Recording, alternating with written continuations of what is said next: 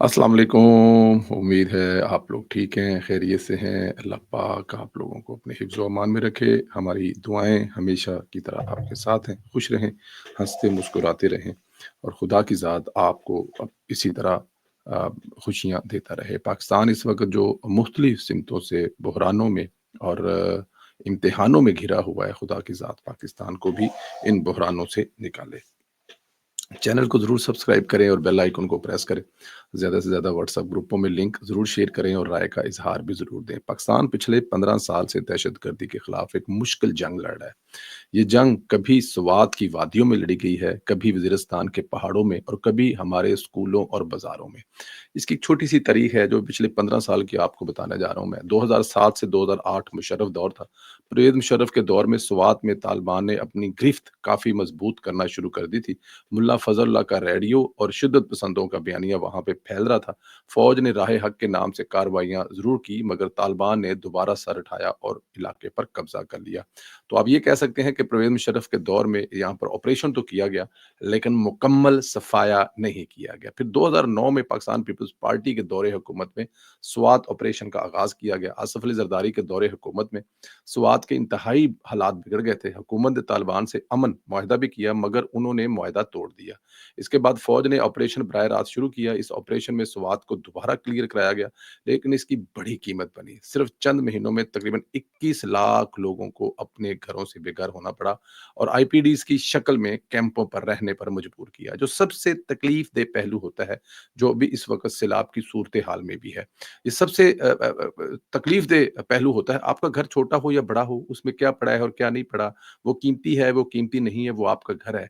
अब दुनिया जहान से थके-थकाए जब आप अपने बेड पे आते हैं, लेटते हैं, चाहे वो एक सिंगल बेड और कमरे में, आपको बड़े सुकून की नींद आती है और वहाँ से उठाकर और आपको पता भी ना हो दोबारा आप उस घर में जाएँगे, जो अरबों रुपए का महल है या जो 2 कमरों का घर है, तो ये बड़ी तकलीफ वाला दौर जो होता है और ये भी पाकिस्तानियों ने किया। लेकिन हुआ ये है कि उसके बाद आज तक जो है वो सुवात में अमन है, वहाँ पर दोबारा कभी भी तालिबान पैर नहीं रख पाए। अच्छा 2014 में मियाँ मोहम्मद नवाज़ शरीफ साहब के दौरे हुकूमत में जनरल रहील शरीफ उस वक़्त पाक फ़ौज की क़यादत कर रहे थे और ऑपरेशन ज़रब-ए-अज़ब जो है वो शुरू किया था। 2014 में पेशावर एयरपोर्ट हमले के बाद फ़ौज ने शुमाली वज़ीरिस्तान में ज़रब-ए-अज़ब के नाम पर एक जो है वो ऑपरेशन शुरू किया था।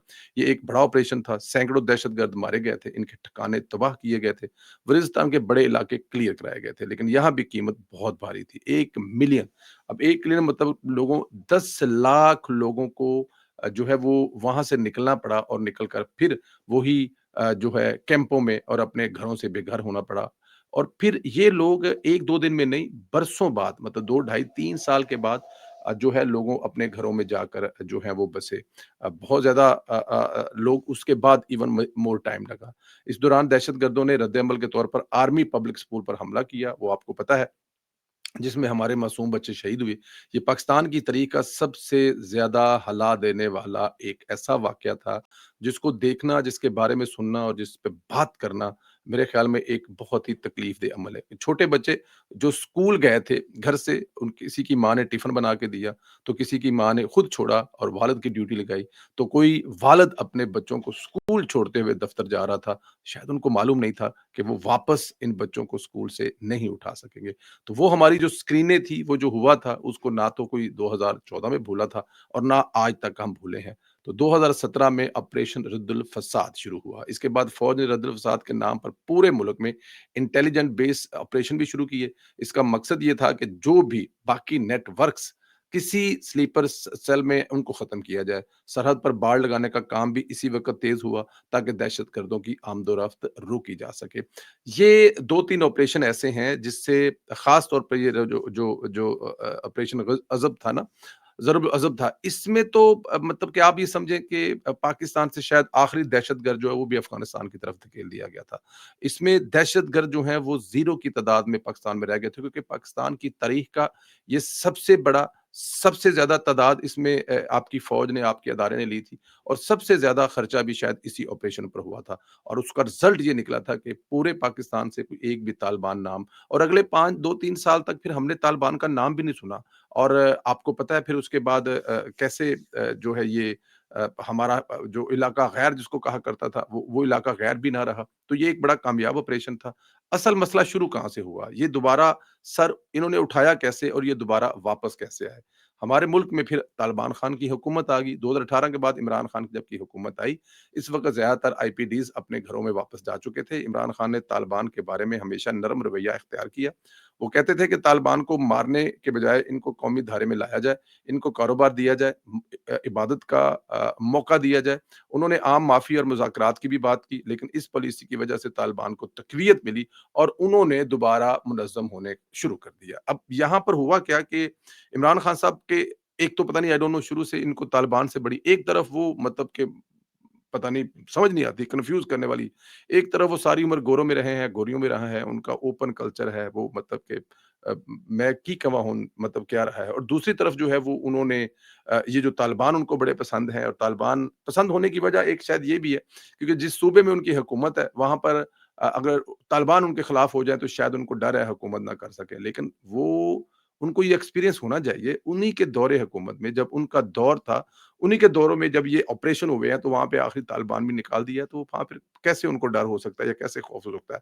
दिली मोहब्बत भी हो सकती है, आई डोंट नो ये जो वो पुरानी ज़माने की फ़िल्में हम देखते हैं, हाँ जी, लॉरेंस ऑफ अरेबिया वो भी तो इमरान खान साहब हो सकते हैं। ख़ैर उन्होंने लाकर बसाए, सॉफ्ट रवैया रखा और आज तक वो उनका यही चल जा रहा है। जब अफ़गानिस्तान में तालिबान दोबारा इक़्तिदार में आए तो तहरीक-ए-तालिबान पाकिस्तान को वहाँ पर महफ़ूज़ पनाह जगह मिल गई। क्योंकि ज़ाहिर है ये तालिबान एक ही माँ के बेटे हैं, ठीक है ना जी? तो जब दोबारा तालिबानों की हुकूमत वहाँ पर आई, उससे पहले अशरफ गनी की हुकूमत थी, तो वहाँ पर तालिबान को इस तरह से इजाज़त नहीं थी। लेकिन जब ये दोबारा तालिबान की हुकूमत आई है, तो फिर आपको आपको पता ही है फिर कैसे हुआ है और वो कैसे फिर वहाँ पे उनको महफूज़ पनाहगाहें मिली हैं। और इसके बाद पाकिस्तान में दहशतगर्दों के हमलों में तेज़ियाँ आई हैं। सिर्फ़ 2023 और 24 में सैकड़ों हमले हुए, सैकड़ों पाकिस्तानी शहीद हुए। आज भी हमारे फ़ौजी, पुलिस और मासूम इन शहरी इन हमलों का निशाना बन रहे हैं। आज की जो ताज़ा तरीन सूरत-ए-हाल है, अब वो नौबत यहाँ तक पहुँच गई कि फ़ील्ड मार्शल आसिम मुनीर और शहबाज शरीफ साहब जो हैं हमारे जो 12 जवान कल शहीद हुए हैं, उनके लिए खुद बन्नू पहुँचे हैं। जहाँ फितना और ख़वारिज की बढ़ती हुई दहशतगर्दी के बायस हमारे जवान शहीद हुए हैं। रियासत इस पर सख्त गुस्से में है और ये पैगाम दे रही है कि अब दहशतगर्दों और इनके सहूलतकारों को हर सूरत कुचल दिया जाएगा। ये जंग सिर्फ़ फ़ौज की नहीं, बल्कि पूरे पाकिस्तान की है और ये जंग इस वक़्त तक जारी रहेगी, जब तक इस धरती से आखिरी दहशतगर्द का सफाया नहीं हो जा सकता। देखिए, फ़ील्ड मार्शल आसिम मुनीर साहब किसी चीज़ पे कोई कंपनी कॉम्प्रोमाइज़ नहीं कर रहे। मुश्किलात हैं, मुश्किलात इसलिए हैं कि पाकिस्तान जो है शायद जो पाक फ़ौज है, वो दोनों महाज़ों पर जंग लड़ रही है। वो पाकिस्तान की मईशत को ठीक करने के लिए जंग लड़ रही है। वो पूरी दुनिया में जाकर जो है वो ये जो आपने 10 मई की जंग जीती है हिंदुस्तान से, उसके बाद जो पूरी दुनिया में आपकी इज़्ज़त और रिस्पेक्ट में जो इज़ाफ़ा हुआ है, क्योंकि आप ताकतवर हैं, आप जीते हुए हैं। जीते वालों की हमेशा ही इज़्ज़त की जाती है, एहतराम किया जाता है।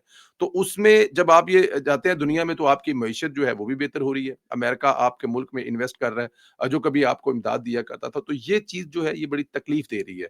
उन ताकतों को जो ताकतें पाकिस्तान को तरक्की करते हुए नहीं देखना चाहते हैं। तो आसिम मुनीर साहब और जो शहबाज शरीफ साहब हैं, वो दिन-रात एक उन्होंने किए हुए हैं और इंशाअल्लाह ताला इसमें वो कामयाब होंगे और इसमें ज़रूर कामयाब होंगे क्योंकि दिल से हैं लगे हुए हैं, पाकिस्तान से मोहब्बत करते हैं। मैंने उनको एक जगह पे तकरीर करते हुए सुना कि अगर मैं शहीद हुआ तो मेरा बेटा शहीद हुआ तो उसका बेटा शहीद हुआ तो उसको बेटा। जिस इंसान का ये जज़्बा हो, उसके मुल्क में दहशतगर्दी इंशाअल्लाह एक दिन ज़रूर ख़त्म होगी। एक और बड़ी खबर है जो आपको शेयर करनी है। कतर पर इसराइल पर हमला जो हुआ, जो कतर पर इसराइल ने हमला किया, ये एक मामला जो है अब दूसरी रुख चलना शुरू हो गया है। क्योंकि सऊदी अरब की बाकायदा तौर पर एयर स्पेस इस्तेमाल की है। अमरीकी ज़राए इब्लाग ने इंकशाफ किया है कि सुहूनी तैयारों ने सऊदी अरब की फ़ज़ा से दोहा पर मिसाइल किए हैं। अमरीकी मीडिया ने इंकशाफ किया है कि हुआ ये है कि एक्चुअली इसको वॉल स्ट्रीट जो है ना उन्होंने एक रिपोर्ट दी है और इसराइल ने लॉन्ग रेंज के जो मिसाइल हैं वो इस्तेमाल किए हैं और इसराइली F-15 F-35 तैयारे बहरा अमर अहमर की सीमत परवाज़ करके गए। वहाँ से सऊदी अरब की फ़ज़ाओं के ऊपर से दोहा की जानब जो है वो मिसाइल किए गए। रिपोर्ट में बताया गया कि वाशिंगटन को इस हमले के बारे में महज़ चंद लम्हे कबल इत्तला दी गई थी, लेकिन हदफ दुरुस्त तफ़सीलात फ़राहम नहीं की गई कि ये जो तकरीबन बटन नप के ना आप ਤੁਸੀਂ ਕਹਿ ਲਵੋ ਜੇ ਬਟਨ ਨੱਪਣ ਦੇ ਕੋਲ ਬੰਦਾ ਖਲੋਤਾ ਸੀ ਤੇ ਇੱਕ ਪਾਸੇ ਬੰਦੇ ਨੇ ਕਾਲ ਮਿਲਾ ਲਈ, ਦੱਸਣ ਵਾਸਤੇ ਦੂਜੇ ਪਾਸੇ ਬਟਨ ਤੇ ਉਂਗਲ ਲੱਗ ਰਹੀ ਹੈ ਜੀ ਕਿ ਅਸੀਂ ਕਰ ਦਿੱਤਾ ਹੈ। ਇਸ ਤਰ੍ਹਾਂ ਦੀ ਤੁਸੀਂ ਸਿਚੁਏਸ਼ਨ ਉਹਨੂੰ ਤੁਸੀਂ ਕਹਿ ਸਕਦੇ ਹੋ। अब अमरीकी हकाम ने तस्दीक की है कि अमेरिका की जो स्पेस सीरीज है इसने मिसाइलों के जो जो इसकी जो हरारत है, जो इसकी आप इसको पंजाबी च कहते हैं गर्मी तो महसूस की थी है, लेकिन बहुत दूर तो। क्योंकि जब ये उन्होंने जो एयर स्पेस अब नॉर्मल क्या होता है कि आप जो यहाँ पे इसराइल है, ये दरमियान में सऊदी अरब है और यहाँ पे कतर है। तो नॉर्मल क्या होता है कि यहाँ से निकलेगा तो यूँ जाएगा, ठीक है जी? लेकिन इन्होंने क्या किया आप वो देखें तो इन्होंने इन्होंने इस तरह करके ऊपर से जाकर निशाने पे फेंके हैं। अब ये जो आपकी एयर स्पेस की रेंज होती है वो 60 किलोमीटर भी ऊपर होती है ज़मीन से और 100 किलोमीटर भी होती है। और अगर वो सवा 100 या 150 किलोमीटर ऊपर से गए हैं तो वो आपकी एयर स्पेस पे नहीं होते। किसी जगह पे कोई अरब कंट्री या सऊदी अरब कल को वो वेला करेगा तो वो बोलेंगे भाईजान आपकी एयर स्पेस से नहीं, हमने आपकी एयर स्पेस से ऊपर से हमला किया है। अब इन चीज़ों को अगर देखें तो फिर थोड़ा-सा आपको नज़र आएगा कि ये मतलब कि किस तरफ गेम जा रही है और आने वाले दिनों में अ, इसराइल जो है वो क्या कर सकता है? ये तो अब फिर ज़िम्मेदारी बन गई ना मुसलमान मुल्कों की। अब इनको इकट्ठा होना पड़ेगा। अमेरिका को जो अरबों रुपए देते हैं और अगर अमेरिका भी इस मामले में सऊदी अरब की मदद नहीं कर सका, तो फिर एक बहुत बड़ा सवालिया निशान है। इधर पाकिस्तान ने भी कार्रवाइयाँ तेज़ कर दी हैं, जदीद टेक्नोलॉजी का इस्तेमाल शुरू कर दिया। एफसी बलूचिस्तान ने बरवक़्त और मौसर कार्रवाई करते हुए बलीदा के इलाके में दहशतगर्दों के एक टोले को निशाना बनाया है। ये गिरोह कॉटन पोस्ट के शुमाल मशरक में साढ़े 3 किलोमीटर के फासले पर मौजूद था।